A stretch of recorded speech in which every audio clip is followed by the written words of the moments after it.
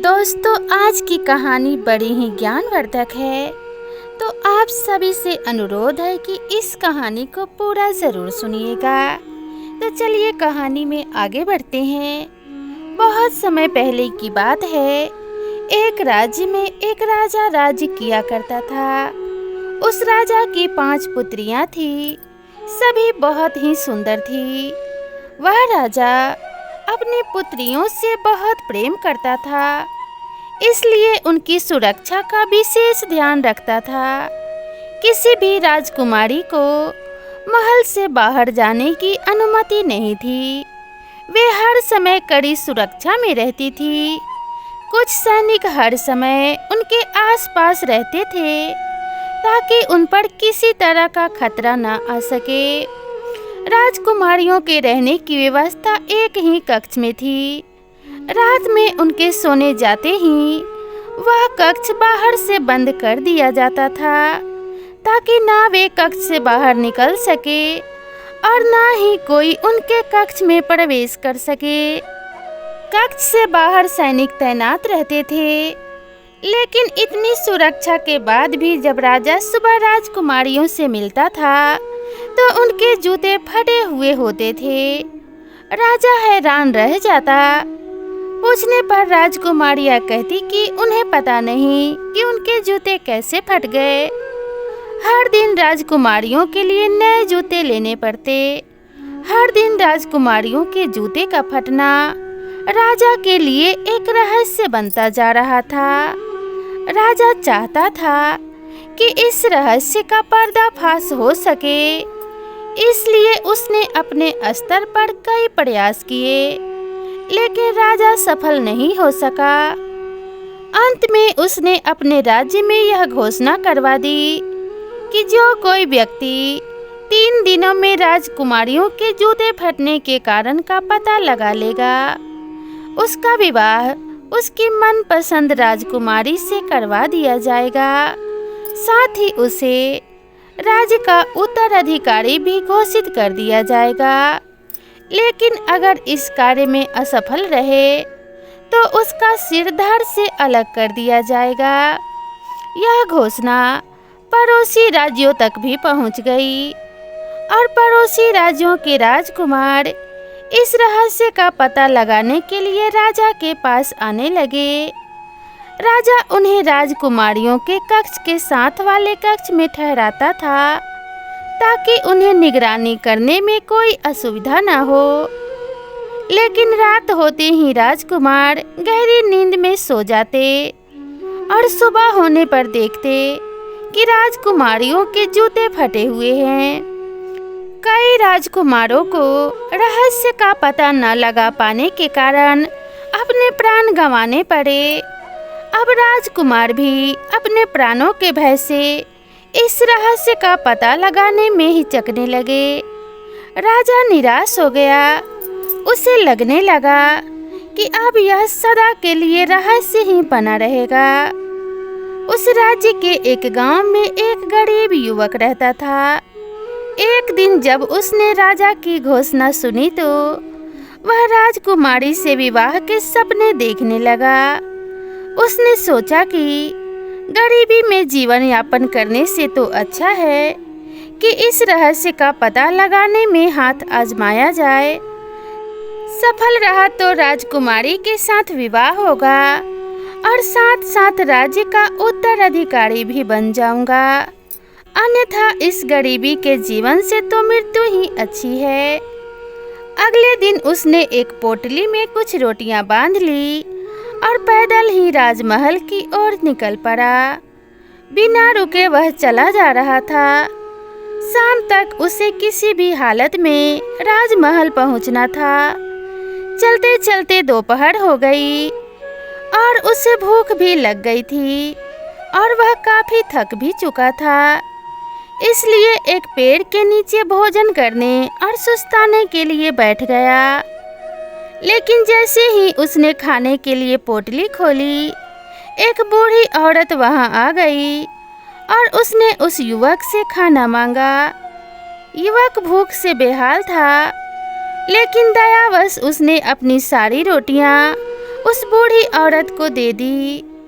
रोटियां खाकर वह औरत तृप्त हो गई और उसने युवक को ढेर सारा आशीर्वाद दिया। पूछने पर युवक ने उसे बताया कि वह राज्य की 5 राजकुमारियों के जूते फटने के रहस्य का पता लगाने जा रहा है। तब बूढ़ी औरत ने उसे एक टोपी दी और बोली, बेटा, ये कोई साधारण टोपी नहीं है, ये एक जादुई टोपी है। इसे तुम जब भी पहनोगे अदृश्य हो जाओगे। हो सकता है कि ये तुम्हारे काम आए।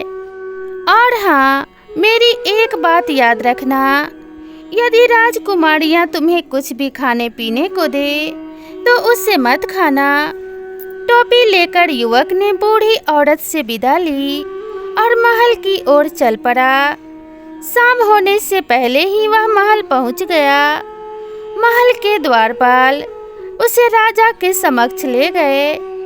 उसने राजा को अपने आने का प्रयोजन बताया तो राजा ने राजकुमारियों के कक्ष के निकट एक कक्ष में उसके रहने की व्यवस्था कर दी। रात में युवक अपने कक्ष में बैठा हुआ था कि सबसे बड़ी राजकुमारी शरबत लेकर उसके पास आई और उसे देते हुए बोली, मैं यह शरबत भेंट कर आपका महल में स्वागत करती हूँ। आपने ऐसा शरबत आज से पहले कभी नहीं पिया होगा। इतनी सुंदर राजकुमारी को देख युवक कुछ कह नहीं पाया और बूढ़ी औरत द्वारा दी गई चेतावनी को भूल गया। शरबत का गिलास हाथ में लेकर वह उसे एक ही बार में गटक गया। राजकुमारी मुस्कुराते हुए चली गई। राजकुमारी के जाते ही शरबत ने अपना असर दिखाया और युवक नींद के आगोश में समाने लगा। वास्तव में उस शरबत में नींद की दवा मिली हुई थी। रात भर युवक गहरी नींद में सोता रहा। सुबह उठकर जब वह राजा के पास गया तो उसे पता चला कि सभी राजकुमारियों के जूते फटे हुए हैं। राजा ने उसे चेताया कि अब उसके पास मात्र 2 दिन का समय शेष है। यदि इन 2 दिनों में उसने राजकुमारियों के जूते फटने का रहस्य पता नहीं लगाया तो उसका सिर भी धड़ से अलग कर दिया जाएगा। युवक को अपनी गलती का एहसास हो चुका था। उसने तय किया कि वह आज की पूरी रात जागेगा और बूढ़ी औरत की दी हुई जादुई टोपी पहनकर राजकुमारियों के कक्ष में जाकर निगरानी करेगा। रात हुई तो सबसे छोटी राजकुमारी शरबत लेकर युवक के पास आ गई। सारी राजकुमारियों में वह सबसे अधिक सुंदर थी। उसने जब शरबत का गिलास आगे बढ़ाया तो युवक फिर बूढ़ी औरत की चेतावनी भूल गया। उस रात भी शरबत पीकर वह गहरी नींद में सो गया। सुबह उठने पर उसे फिर से अपनी गलती का एहसास हुआ। राजा ने उसे बुलाकर अंतिम चेतावनी दी कि इस रात रहस्य का पता न लगा पाने पर वह अगली सुबह अपने प्राण गंवा देगा। अब युवक के सामने करो या मरो की स्थिति थी। उसे उस रात हर हाल में जागना था और राजकुमारियों के जूते फटने का रहस्य का पता लगाना था।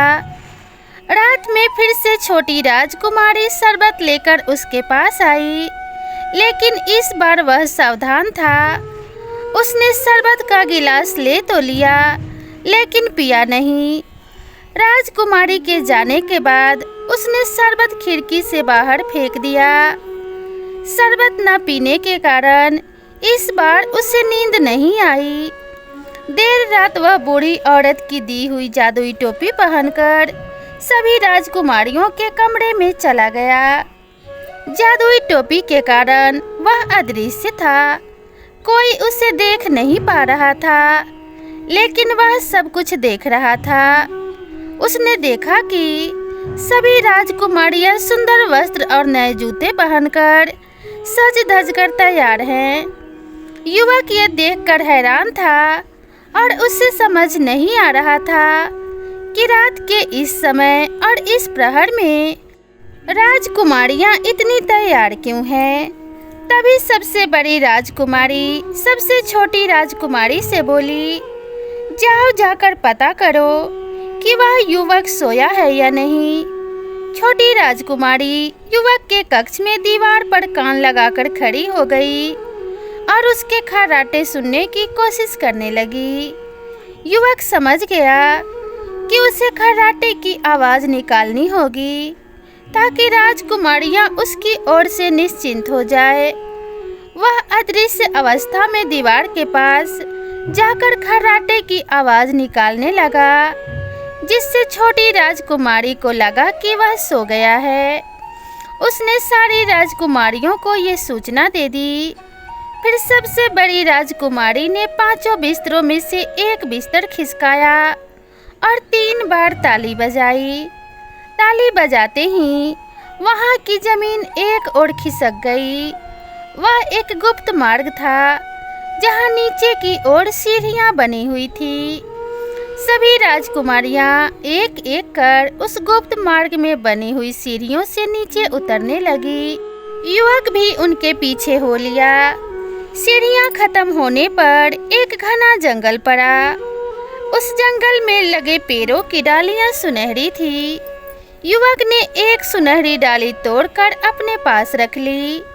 जंगल पार कर राजकुमारियां एक झील के किनारे पहुंची, जहां 5 नावों में 5 राजकुमार उनका इंतजार कर रहे थे। सभी राजकुमारियां एक एक नाव में बैठ गईं। युवक सबसे छोटी राजकुमारी की नाव में जाकर बैठ गया। नाव में बैठकर राजकुमारियां नदी पार करने लगी। छोटी राजकुमारी को अपनी नाव पर कुछ भारी प्रतीत हो रहा था। होती भी क्यों ना, युवक उसमें बैठा हुआ था।